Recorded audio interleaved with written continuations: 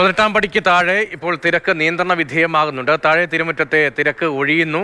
ഭക്തരെ ഫ്ലൈ ഓവറിലേക്കും മാളികപ്പുറത്തേക്കും മാറ്റുകയാണ്. പമ്പയിലും ഭക്തരെ നിയന്ത്രിക്കുകയാണ്. കണ്ണൻ നായർ ശബരിമല പുതിയ വിവരങ്ങളുമായി. കണ്ണൻ, സന്നിധാനത്ത് തിരക്ക് നിയന്ത്രിക്കാൻ എന്തൊക്കെ ഇടപെടലുകളാണ്, ഏതൊക്കെ വഴിയിലൂടെ ഭക്തരെ കയറ്റിവിടുകയാണ്? ഇപ്പോഴത്തെ സന്നിധാനത്തെ സ്ഥിതി എന്താണെന്ന് ആദ്യം. നിലവിൽ സന്നിധാനത്ത് താഴെ തിരുമുറ്റത്തും സോപാനത്തും സ്ഥിതി നിയന്ത്രണ വിധേയമാണ്.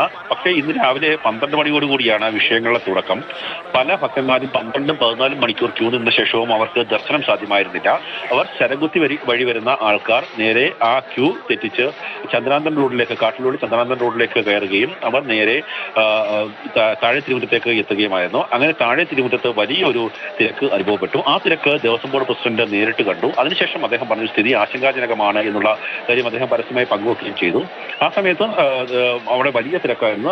ഒരു ആൾക്ക് അങ്ങോട്ടും ഇങ്ങോട്ടും നടക്കാൻ പോലും സാധിക്കാത്ത രീതിയിൽ ആ താഴെ തിരുമുറ്റത്തൊക്കെ തന്നെ വലിയ തിരക്കായിരുന്നു. അതായത് അഴിയോട് ചേർന്ന ക്യൂ, അതുപോലെ അതിന് തൊട്ട് സമീപത്തെ ക്യൂ, തൊട്ട് സമീപത്തുള്ള NDRFന്റെയും RAFന്റെയും ക്യാമ്പ് ചെയ്യുന്ന സ്ഥലം, അവിടെ എല്ലാം തന്നെ ഭക്തന്മാർ നിറഞ്ഞു നിൽക്കുന്ന ഒരു സ്ഥിതിയായിരുന്നു. പിന്നീട് തിക്കും തിരക്കുമുണ്ടായി. പല ആൾക്കാരും ബാരിക്കേഡ് ചാടിക്കടന്ന് സുരക്ഷാ വേദികൾ മറികടന്ന് മുന്നിലേക്ക് എത്താൻ വേണ്ടിയുള്ള ശ്രമം നടത്തുകയും തിക്കും തിരക്കുണ്ടാകുന്ന അവസ്ഥയുണ്ടായി.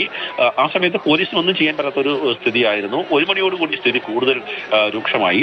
അതോടുകൂടിയാണ് 2 മണി വരെ, 1 മണിക്കാണ് സാധാരണ നട അടയ്ക്കുന്നത്, അതിനുശേഷം 2 മണി വരെ നട തുറന്ന് ഭക്തർക്ക് ദർശനം നൽകാനുള്ള നിർദ്ദേശം തന്ത്രിയുടെ ഭാഗത്ത് നിന്ന് ഉണ്ടായി. അങ്ങനെ 2 മണിയിലേക്ക് എത്തിയതോടുകൂടി സ്റ്റാഫ് ഗേറ്റ് വഴിയും അതുപോലെ തന്നെ തന്ത്രി ഗേറ്റ് വഴിയും മാളികപ്പുറത്തിന് സമീപത്തുള്ള ഗേറ്റ് വഴിയൊക്കെ തന്നെ ഭക്തന്മാരെ കൂടുതലായി കയറ്റിവിട്ടു. അങ്ങനെ തിരക്ക് നിയന്ത്രിച്ചു. അതായത് 18-ാം പടി ചവിട്ടാതെ തന്നെ ഇരുപടിയുമായി മറ്റു ഗേറ്റുകളിലൂടെ ഭക്തരെ കയറ്റിവിട്ട് നിയന്ത്രിക്കുക എന്നുള്ളതായിരുന്നു ആദ്യ ലക്ഷ്യം. 2 മണിക്ക് ശേഷവും 2:15 വരെ നട തുറന്നു വെച്ചു. 2:15 നട അടച്ചു. പിന്നീട് ഉള്ള നിയന്ത്രണം വന്നത് പമ്പയിൽ നിന്നാണ്. പമ്പയിൽ നിന്നും അതുപോലെ തന്നെ ശരംകുത്തിയിലും മരക്കൂട്ടത്തും ആദ്യം നിയന്ത്രിച്ചു.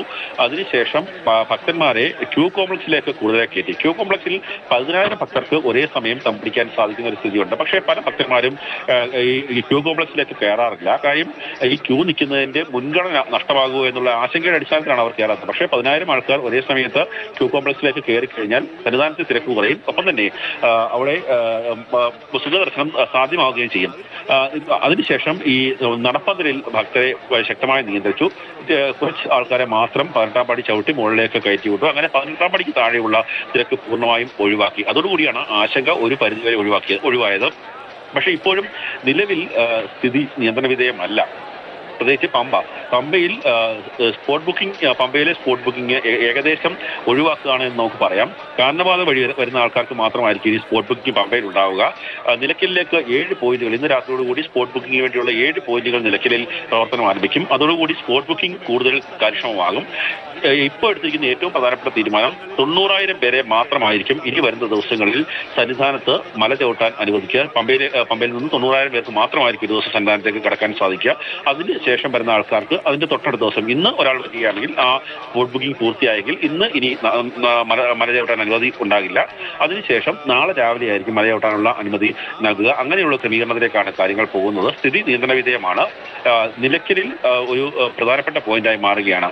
ഈ പ്രളയത്തിന് ശേഷം പമ്പ ഒരു പ്രധാനപ്പെട്ട പോയിന്റ് ആയിരുന്നില്ല, നിലയ്ക്കലായിരുന്നു. അതിനുശേഷം 2 വർഷം മുമ്പാണ് പമ്പ പ്രധാനപ്പെട്ട പോയിന്റായി മാറിയത്. ഇപ്പോൾ നിലയ്ക്കലിലേക്ക് വീണ്ടും ആ നിയന്ത്രണങ്ങൾ എത്തിക്കാൻ വേണ്ടിയുള്ള തീരുമാനത്തിലേക്കാണ് ദേവസ്വം ബോർഡും പോലീസും എത്തിയിട്ടുള്ളത്.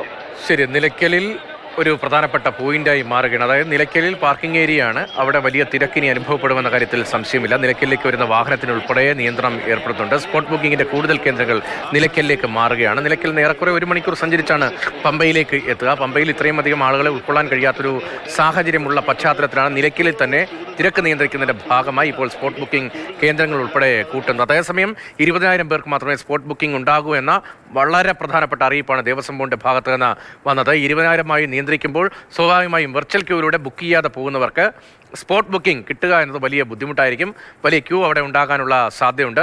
20,000-ത്തിലധികം വരുന്നവർക്ക് ബുക്കിംഗ് അടുത്ത ദിവസത്തേക്ക് മാറ്റി നൽകാനുള്ള തീരുമാനമാണ് ഇപ്പോൾ എടുത്തിരിക്കുന്നത്. നിലയ്ക്കലിൽ പുതുതായി 7 സ്പോട്ട് ബുക്കിംഗ് കേന്ദ്രങ്ങൾ കൂടി തുടങ്ങും.